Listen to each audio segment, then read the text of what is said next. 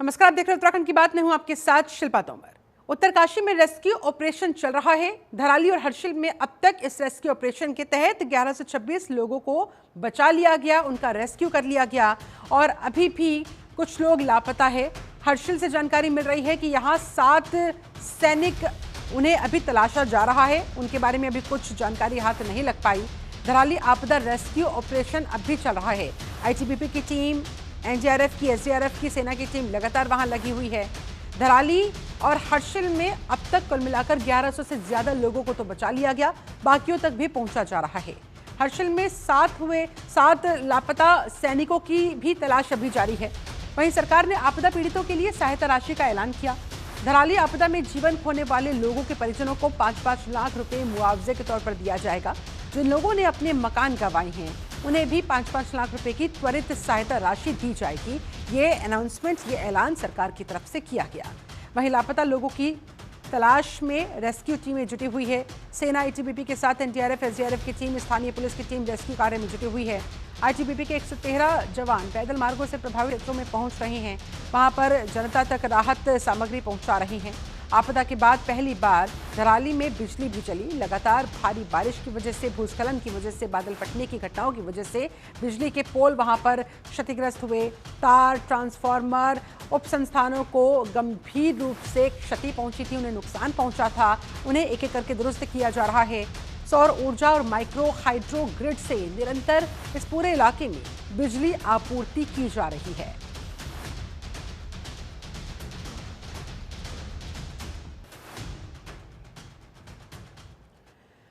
हरीश खन्ना हमारे साथ संवाददाता ज्यादा जानकारी के साथ फोन लाइन पर जुड़े हुए हैं। हरीश, सबसे पहले तो रेस्क्यू ऑपरेशन के बारे में अपडेट बताएं, कहां तक पहुंचा है? 1126 लोगों को रेस्क्यू कर लिया गया है, अभी और कितने लोगों के फंसे होने की आशंका? देखिए सर, इस तरह से धराली में जो आपदा आई है, आज 6वां दिन है। 6वें दिन भी जो रेस्क्यू ऑपरेशन है वो यहाँ पर किया जा रहा है। तमाम जो लोग हैं, जो फंसे हुए लोग हैं, उनको रेस्क्यू किया जा रहा है। अभी तक की अगर बात करें तो 1100 से ज्यादा लोगों को रेस्क्यू किया गया है। इसके अलावा सेना के जवान भी लापता हैं, उनका भी हसल में यहाँ पर सर्च ऑपरेशन किया जा रहा है। एनडीआरएफ, एसडीआरएफ के साथ साथ जो लोकल पुलिस है, स्थानीय पुलिस है, वो भी लगातार सर्च कर रही है। और एसडीआरएफ की टीम हो चाहे एनडीआरएफ की टीम हो, इसके अलावा आईटीबीपी और सेना के जवान के द्वारा जो पैदल जो मार्ग हैं, उनके जरिए जो लोगों तक राहत सामग्री पहुंचाई जा रही है, खाने पीने की चीजें पहुंचाई जा रही हैं। सरकार की तरफ से अगर कहें तो हेलीकॉप्टर के माध्यम से लोगों को रेस्क्यू किया जा रहा है। मातली हेलीपैड पर लाने के बाद तमाम जो सुरक्षित स्थान है, चाहे वो देहरादून हो, ऋषिकेश हो, वहाँ पर पहुंचाया जा रहा है। इसके अलावा जो अभी जो रेस्क्यू ऑपरेशन है उसमें जो लापता लोग हैं, खास बात यह है कि जो लोग अभी मलबे में दबे हुए हैं उनको सर्च किया जा रहा है। स्पेशल जो फोर्स है यहाँ पर स्क्वाड डॉग की वजह से भी यहाँ पर जो सर्च है वो किया जा रहा है। लोगों को तलाशने की भरपूर कोशिश यहाँ पर की जा रही है। मुख्यमंत्री पुष्कर सिंह धामी की तरफ से ऐलान किया गया है कि जिन लोगों के घर टूटे हैं, जिन लोगों के मकान क्षतिग्रस्त हुए हैं, उनको त्वरित जो राहत है वो यहाँ पर 5-5 लाख रुपए की राहत उनको दी जाएगी। इसके अलावा क्षेत्र में काफी नुकसान हुआ है, चाहे हम सेब की बात करें, फसलों की बात करें, लोगों के मकानों की बात करें, दुकानों की बात करें, व्यापार पूरी तरह से ठप हो चुका है, पूरा बाजार ही खत्म हो चुका है, ये मानिए आप। और इसके अलावा लगभग अगर हम इस पूरे इलाके की बात करें, धराली क्षेत्र की अगर बात करें तो वैसे यहाँ पर जो मलबा है ये 30 फीट से ज्यादा मलबा है। जेसीबी मशीन यहाँ पर लाई गई है, इसकी वजह इससे जो मत है उसे साफ किया जा रहा है। सबसे बड़ी बात है कि सरकार की प्राथमिकता एक तो कनेक्टिविटी की लेकर से रही है, चाहे वो सड़क मार्ग हो, इसके जो पैदल मार्ग हो, लोगों तक पहुंचने के लिए आसान बनाने के लिए, ताकि जो रेस्क्यू में जो लोग जुटे हुए हैं वो आसानी से उन तक पहुंच अच्छा, सकें। एक तरफ तो देखिए रेस्क्यू ऑपरेशन चल ही रहा है, दूसरी तरफ क्या क्या चीजें वहां पर दुरुस्त कर ली गई है? कनेक्शंस किस हद तक वापस से एस्टेब्लिश किए जा रहे हैं, चाहे वो बिजली का कनेक्शन हो, चाहे वो सड़कों का कनेक्शन हो जो कि टूट चुका था? बिल्कुल बिल्कुल, क्योंकि जो हम भटवाड़ी पुल की बात करें तो उसे वैकल्पिक तौर पर बनाया जा रहा है। इसके अलावा जहां जहां पर जो रास्ते जो डैमेज हुए हैं, कई रास्ते बन चुके हैं, अस्थायी रूप में तैयार किया जा रहा है। और साथ ही साथ कनेक्टिविटी की अगर बात करें तो जनरेटर यहाँ पर भेजा गया है जो फ्यूल से यहाँ पर चलेगा, और उसके बाद जो बिजली की आपूर्ति है वो यहाँ पर संचार की जाएगी। हालांकि अभी नेटवर्क कई इलाकों में यहाँ पर पहुंच रहा है, क्योंकि कई जो नेटवर्किंग है वो पूरी तरह से बाधित हुई है, ठप हुई है। तो अभी सेवाएं यहाँ पर दोबारा से शुरू करने की भरपूर कोशिश सरकार की तरफ से की जा रही है। जनरेटर यहाँ पर भेजा गया है चिनोक के जरिए, ताकि जो कनेक्टिविटी है, ताकि जो लोग यहाँ पर जो तमाम जो टीमें जो लगी हुई है उन्हें भी कहीं ना कहीं आसानी हो और लगातार क्षेत्र में कनेक्टिविटी को लेकर के काम किया जा रहा है। जल जो पेयजल है, पेयजल यहाँ पर पहुंचाया गया है, क्योंकि पानी पीने योग्य अभी नहीं है। और इसके अलावा जो बिजली की आपूर्ति है वो भी यहाँ पर सुचारू की जा रही है। सड़कें दुरुस्त की जा रही हैं, जो पैदल जो मार्ग हैं उनको भी ठीक किए जा रहे हैं। इसके अलावा जो पुल हैं, जो पुलियां हैं, उनको भी दोबारा से बनाया जा रहा है। शुक्रिया आपका हरीश खन्ना, इस पूरी बातचीत के लिए, जानकारी के लिए धन्यवाद आपका।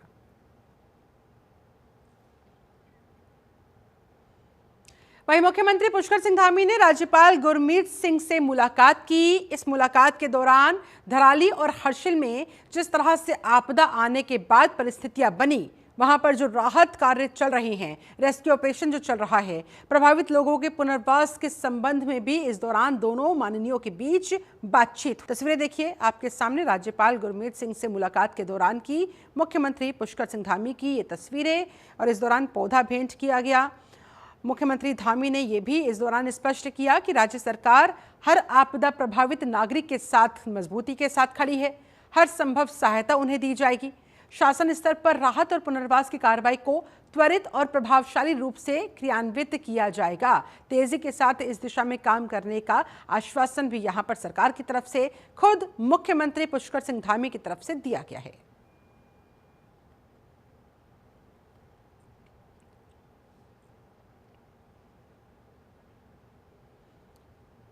धराली हलचल में आई आपदा के बाद से ही जिला प्रशासन पूरी तत्परता के साथ, संवेदनशीलता के साथ प्रभावित परिवारों के साथ खड़ा हुआ है।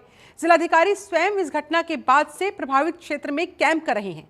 जिलाधिकारी धराली और हर्षिल में जिस तरह से पानी, बिजली, सड़क, नेटवर्क कनेक्टिविटी समेत जो चीज़ें खराब हुई थी, जो कनेक्शंस टूटे थे, उन्हें दुरुस्त करवाया जा रहा है। वापस से ये व्यवस्थाएं यहाँ के लोगों के लिए उपलब्ध करवाई जा सके, इस दिशा में काम हो रहा है। और इसको लेकर लगातार ग्राउंड जीरो पर उतरकर जो उच्च अधिकारी है वो जायजा लेते हुए नजर आ रहे हैं। प्रशासन द्वारा प्रभावित क्षेत्र में पीड़ितों को तत्काल सहायता देने, उनका जीवन जल्द से जल्द पटरी पर लाने के लिए हर संभव प्रयास सुनिश्चित किए जा रहे हैं। धराली हलचल से लोगों को निकालने के लिए पिछले 6 दिनों से लगातार राहत बचाव अभियान युद्ध स्तर पर जारी है, जिससे आपदा प्रभावितों को वहां से सुरक्षित निकालकर निरंतर उनके गंतव्य की तरफ भेजा जा रहा है। महाराष्ट्र से महाराष्ट्र जलगांव जिला मुक्ताईनगर तालुका, और बहुत अच्छा है। उत्तराखंड में बहुत अच्छा है, खाना पीना व्यवस्था सब के लिए बहुत व्यवस्था है, एकदम अच्छा है। उत्तराखंड का सरकार का बहुत बढ़िया व्यवस्था है, रहने का, खाने पीने का, सभी का, हेलीपैड का, उसका बहुत बड़ी व्यवस्था है। मेरा नाम राजीव कपूर नंदू पवार, मैं महाराष्ट्र से हूँ, जिला जलगांव, तालुका मुक्ताईनगर। मेरा नाम संतोष कुमार श्रीवास्तव है, मैं बिहार के द्वितीय जिला से रहने वाला हूँ। यहाँ हेलीकॉप्टर से उत्तरकाशी जाने के लिए सुविधा दी जा रही है और खाने का व्यवस्था भी की जा रही है। धराली से जोड़ने वाली मुख्य सड़क टूट गई है। अब धराली तक पहुंचने के लिए गंगनानी के पास लिंचा घाट पर एक बैली पुल का निर्माण किया जा रहा है। बैली पुल को बनाने का काम ऑलमोस्ट पूरा हो चुका है। दोपहर बाद वाहनों के लिए हो सकता है बैली ब्रिज शुरू भी कर दिया जाए, इसे खोल दिया जाए। इसके बाद पुल से 5 से 6 किलोमीटर आगे वॉश आउट हुई सड़क को भी बहाल करने का काम शुरू होगा। अभी फिलहाल ये पुल पहले बनाया जा रहा है, ताकि कम से कम जो कनेक्शन टूटा है, जो मुख्य सड़क यहाँ से टूटी, उसे वापस से एस्टेब्लिश किया जा सके।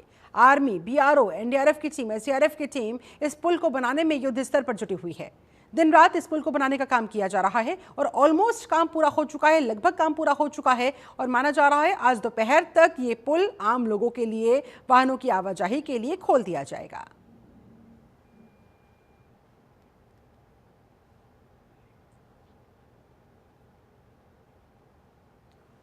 अभी उत्तराखंड के उत्तरकाशी के धराली में बादल फटने की वजह से जो आपदा आई, आपदा से लोग अभी उभर भी नहीं पाए कि जानकारी ये सामने आ रही है कि केदारनाथ धाम को जोड़ने वाले रुद्रप्रयाग जवाड़ी बाईपास के पास लैंडस्लाइड हो गया, यानी कि भूस्खलन हो गया। यहाँ पहाड़ का एक बड़ा हिस्सा अचानक से भरभरा कर गिर पड़ा।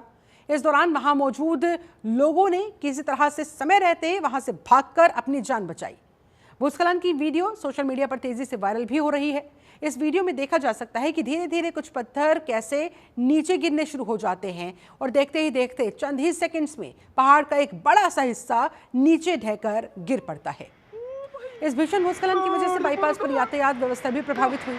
वाहनों की आवाजाही वहां पर बंद कर दी गई और स्थिति को देखते हुए यातायात को यहां से डाइवर्ट किया गया है ताकि लोगों की जान पर न बनने पाए।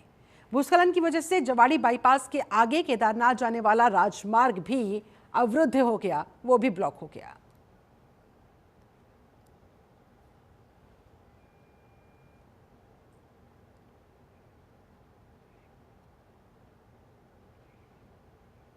वहीं स्वास्थ्य मंत्री डॉक्टर धन सिंह रावत ने आपदाग्रस्त चिपलघाट और कलगड्डी गांव का दौरा करके स्थिति का जायजा लिया।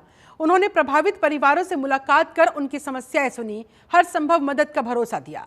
मंत्री जी ने कहा कि आपदा की इस घड़ी में सबसे पहले प्रभावित लोगों की जान बचाना हमारी प्राथमिकता है, फिर उन्हें राहत सामग्री पहुंचाना, आवास और अन्य सुविधाएं उपलब्ध करवाना हमारी प्राथमिकताओं में शुमार है। उन्होंने ये भी आश्वासन दिया कि राहत और पुनर्वास का कार्य तेजी से चल रहा है। पूरी सरकार, पूरा प्रशासन, प्रदेशवासी तमाम पीड़ितों के साथ इस दुख की घड़ी में खड़े हुए हैं। बीजेपी के जिला अध्यक्ष ने भी बताया कि पार्टी और सरकार किस तरह से लगातार आपदा पीड़ित परिवारों से कांटेक्ट में है, उनसे मुलाकात की जा रही है, उन्हें सांत्वना दी जा रही है, आश्वासन दिया जा रहा है, हर संभव सहायता उन्हें प्रदान की जा रही है।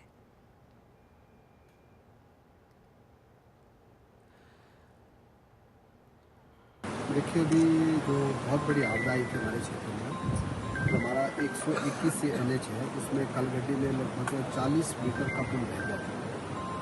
और मैं NH को बहुत बहुत बधाई देना चाहता हूँ भारत सरकार को, बैंकिंग सरकार को, कि 2 दिन में हम लोग इस पुल को यहाँ पे लाने में सफल हुए हैं। मुझे लगता है कि 4-5 दिन में जो है ये पुल बन के यहाँ पे तैयार हो जाएगा। वैली ब्रिज के लिए मैंने पहले निर्देश दिए थे अपने NH के अधिकारियों को और आज यहाँ पे आ चुका है। और मुझे लगता है कि 4-5 दिन में हमारा पूरा रोड अब शुरू हो जाएगी, ताकि यहाँ की पूरी जो सप्लाई चेन है पूरी बंद हो गई थी। यहाँ थैली सैंड से लेके पूरा हमारा बेज वो पूरा यहीं से सारा सप्लाई होता है।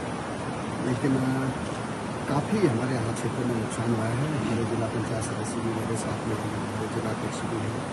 मैं भी लगातार आप देख रहे होंगे कि 3 दिन से पूरे क्षेत्र में, और जिला प्रशासन को भी मैं बधाई देना चाहता हूँ अपने पुलिस विभाग को, क्योंकि बहुत जल्दी हम लोगों ने इन चीज़ों को जो है जहाँ जहाँ लोगों को विस्थापन करना था वहाँ कर दिया है, जहाँ लोगों को राहत देनी थी वहाँ दे दी थी। अब सभी अधिकारियों को मैंने निर्देश दिए हैं कि हर व्यक्ति का आंकलन करना चाहिए कि जनपद में आपदा आई है, उस पर कल माननीय मुख्यमंत्री जी ने और इस क्षेत्र के विधायक और कैबिनेट मंत्री डॉक्टर धन सिंह रावत जी ने भ्रमण किया है। और आज माननीय मंत्री जी ने जो कलगड्डी का पुल था उसका भी निरीक्षण किया है और वैली ब्रिज का काम यहाँ पर प्रारंभ हो गया है। और माननीय सांसद जी ने भी कल माननीय सड़क परिवहन मंत्री जी से जो आपदा आई है इसके संबंध में वार्ता की है और NHAI के अधिकारियों को माननीय मंत्री जी ने निर्देश दिए हैं जो मार्ग हमारे खराब हुए हैं उनको ठीक करने के लिए। और माननीय सांसद जी ने भी आज ही दूरभाष पर मुझे अवगत कराया और जो अपना ये पाबो ब्लॉक है इसमें जो बुरासी है इसमें उन्होंने 5 लाख रुपए, सैंजी जिसमें कि सबसे ज़्यादा आपदा आई है उसको 10 लाख रुपए, फलद्वाड़ी में 5 लाख रुपए और थैली सैंड ब्लॉक के कांडई और जमदरिया को 5-5 लाख रुपए और खिरसू विकास खंड के जोगड़ी में 5 लाख रुपए सांसद निधि से देने की घोषणा की है। वहीं हरिद्वार में पथरी क्षेत्र में 3 लड़कों ने नाबालिग लड़की से गैंगरेप किया। ये वारदात सामने आई है। परिजनों का आरोप है कि पकड़े जाने के डर से तीनों ने ही लड़की को छत से नीचे फेंक दिया। गंभीर रूप से घायल पीड़िता को जिला अस्पताल में भर्ती करवाया गया है। वहीं आरोपियों और किशोरी के अलग अलग समुदाय के होने की वजह से इस मामले ने तूल पकड़ लिया।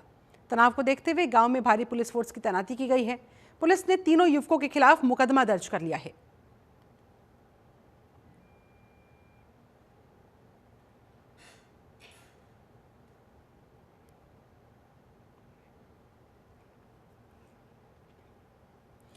लच्छीवाला टोल प्लाजा पर एक बार फिर हाथी के पहुंचने से हड़कंप मच गया। टोल कर्मियों और राहगीरों में अफरा तफरी का माहौल बन गया। टोल कर्मी ने बताया कि आए दिन हाथियों के आने से यहां पर खतरा बना रहता है। हाथी ने पहले टोल बैरियर पर हमला किया, उसके बाद गाड़ी को पलटने की कोशिश की, लेकिन गनीमत रही इस दौरान कोई हताहत नहीं हुआ, किसी को कोई नुकसान नहीं पहुंचा। हालांकि पूरी घटना वहां टोल प्लाजा पर लगे हुए सीसीटीवी कैमरा में कैद जरूर हो गई। स्थानीय लोगों ने वन विभाग से क्षेत्र में गश्त बढ़ाने के लिए अपील की है। हाथियों की आवाजाही रोकने के लिए प्रभावी कदम उठाने की भी मांग की गई है।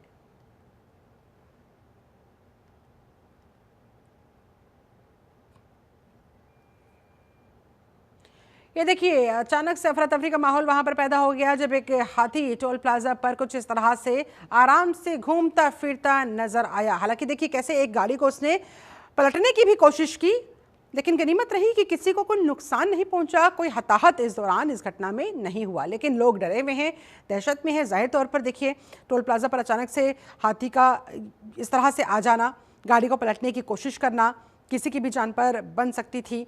और वो तो गनीमत रही कि किसी को नुकसान पहुंचा नहीं, किसी की जान माल को कोई नुकसान पहुंचा नहीं। लेकिन फिलहाल यहाँ पर लोगों ने अपील की है, वन विभाग से ये मांग की है कि यहाँ पर वो गश्त बढ़ाए और ज़रा इस बात पर निगरानी रखे, इस बात का ध्यान दे कि इस तरह से जो ये जानवर है वो रोड पर ना आए।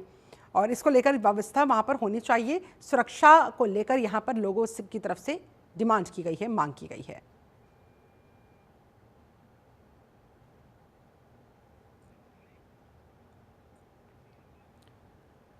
अंग्रेजों भारत छोड़ो आंदोलन या अगस्त क्रांति की 83वीं वर्षगांठ अल्मोड़ा की ऐतिहासिक जिला जेल में धूमधाम से मनाई गई।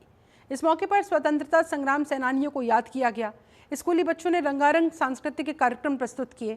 बता दें आपको, अल्मोड़ा की इस ऐतिहासिक जेल में देश के पहले प्रधानमंत्री पंडित जवाहरलाल नेहरू, भारत रत्न पंडित गोविंद बल्लभ पंत, हरगोविंद पंत समेत कई जाने माने स्वतंत्रता सेनानी भी रह चुके हैं।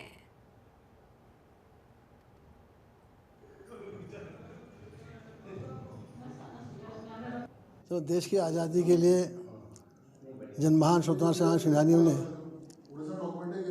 स्वतंत्रता की बेदी पर अपने प्राण न्यौछावर किए और सैकड़ों वर्षों की दास्ता को, जो विदेशी दास्ता थी, उससे छुटकारा दिलाया, देश को आज़ादी दिलाई, उन महान स्वतंत्रता सेनानी को आज याद करने का दिन है, उनके पच्चीनों पर चलने का दिन है।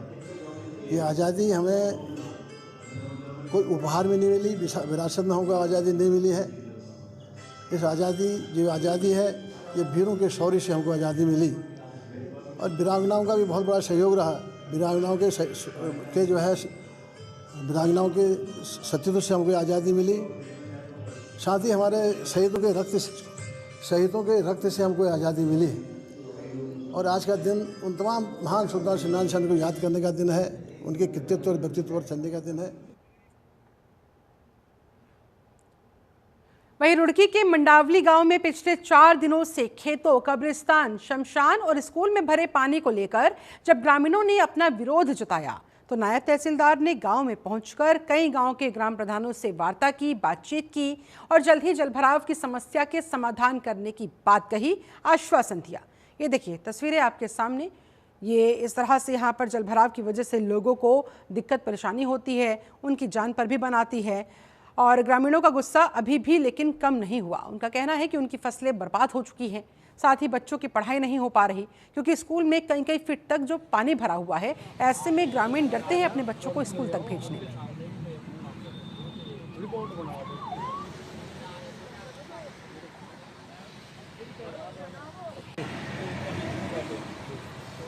तो जलभराव की समस्या का समाधान करने की बात हालांकि अधिकारियों की तरफ से, तहसीलदार की तरफ से खुद कही गई है। अब इंतजार करना होगा कि कब तक इस समस्या का समाधान हो पाता है। आश्वासन से काम नहीं चलता है, वहां पर एक्शन लेना पड़ेगा, वहां पर कार्रवाई करनी पड़ेगी और इस जलभराव की निकासी सबसे पहले की जानी चाहिए। उसके बाद फिर आगे इसका समाधान खोजा जाना चाहिए ताकि भविष्य में यहाँ पर दोबारा पानी ना भरने पाए।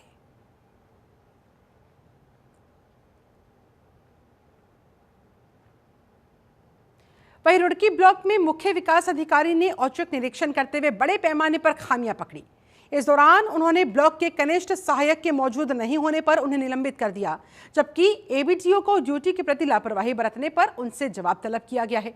साथ ही जिला विकास अधिकारी को 6 महीने की बायोमेट्रिक उपस्थिति की जांच करने के लिए कहा गया है। उन्होंने कहा, जांच में नियमित रूप से नहीं पहुंचने वाले अधिकारियों के खिलाफ कार्रवाई की जाएगी। जांच में यह भी पाया गया कि बायोमेट्रिक उपस्थिति नहीं लगाई जा रही। मुख्य विकास अधिकारी ने ब्लॉक में पिछले 6 महीने के बायोमेट्रिक उपस्थिति रजिस्टर के जांच के आदेश दिए। उन्होंने कहा, ब्लॉक के कर्मचारियों को अपनी जिम्मेदारी समझनी चाहिए।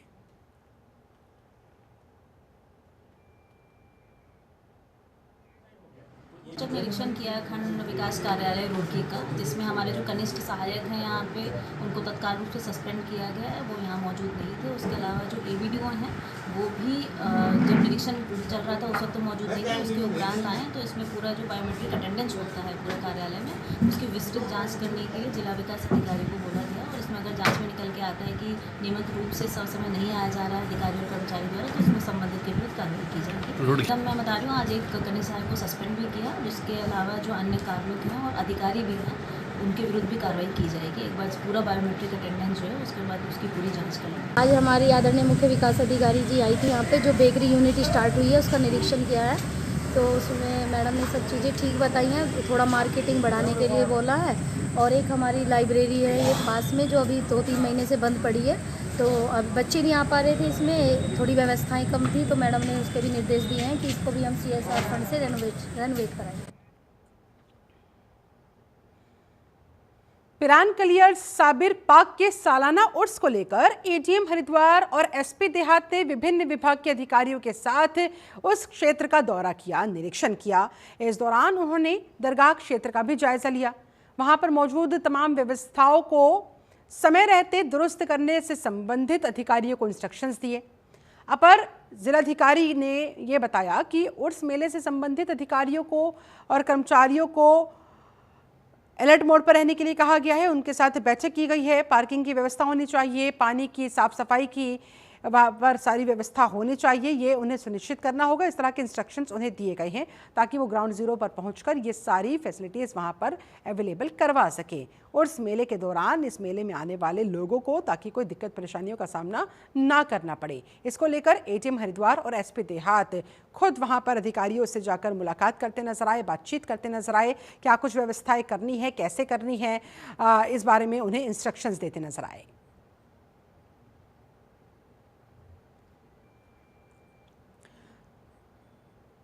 साबिर पाक के उर्स मेले को लेकर ये सारी तैयारियां इस समय चल रही है। ये देखिए अधिकारीगण खुद धरातल पर उतरे हुए हैं, ग्राउंड जीरो पर उतरे हुए हैं और SP देहात ADM हरिद्वार खुद वहां पर अधिकारियों से बातचीत करके उन्हें निर्देशित करते नजर आए कि उर्स मेले को लेकर क्या कुछ तैयारियां होनी चाहिए, तैयारियां कहां तक पहुंची है, कितनी बाकी रह गई है, किस तरह की व्यवस्थाएं वहाँ पर होनी चाहिए ताकि बड़ी संख्या में जब लोग अपने अपने वाहनों से वहाँ पर पहुँचे तो पार्किंग को लेकर वहाँ पर किसी तरह का कोई कियोस्क क्रिएट ना हो, कोई दिक्कत परेशानियों का सामना ना करना पड़े, क्योंकि पार्किंग ना होने की वजह से वहाँ पर कई बार देखा जाता है लड़ाई झगड़े भी हो जाते हैं और लंबा लंबा जाम भी लग जाता है। तो इन परिस्थितियों से कैसे बचा जा सकता है, पार्किंग की व्यवस्था किस जगह पर की जा सकती है, कितनी गाड़ियाँ वहाँ पर आ सकती है, ये सारी व्यवस्थाएं वहाँ पर दुरुस्त होनी चाहिए। इस तरह के निर्देश खुद हरिद्वार की तरफ से SP देहात की तरफ से अधिकारियों को दिए गए हैं।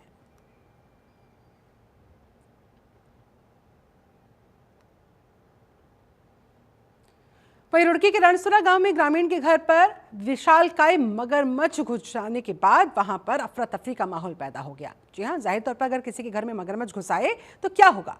शोर शराबा अचानक से हो गया। शोर शराबे की आवाज सुनकर आसपास के लोग वहां पर दौड़े। घर में मगरमच्छ घुसने से हड़कंप मच गया। ग्रामीणों की सूचना पर मौके पर वन विभाग की टीम भी पहुंची और घंटों तक वहां पर मशक्कत करने के बाद वन विभाग की टीम ने मगरमच्छ को अपने कब्जे में लिया और उसके बाद फिर उस मगरमच्छ को वापस से जंगल में छुड़वाया गया। ये देखिए, ये वो मगरमच्छ है जिसको अपने घर में घुसा हुआ देखकर जाहिर तौर पर कोई भी डर जाएगा। ऐसे ही इस घर के मालिक भी डर गए। घर के जो लोग थे वो चीख पुकार करने लगे और घर से बाहर की तरफ भागे। आसपास के लोग उनकी चीख सुनकर वहाँ पर आए, तब देखा कि इतना बड़ा सा मगरमच्छ घर के अंदर बैठा हुआ है। उसके बाद तुरंत जो वन विभाग की टीम है उन्हें सूचित किया गया। ग्रामीणों ने इन्फॉर्म किया पुलिस को भी और वन विभाग की टीम को भी। फिर वन विभाग की टीम ने यहाँ आकर घंटों तक मशक्कत करने के बाद किसी तरह से इस मगरमच्छ को पकड़ा और तब जाकर इस मगरमच्छ को वापस से जंगल में छोड़ा गया। तब जाकर ग्रामीणों ने राहत की सांस ली।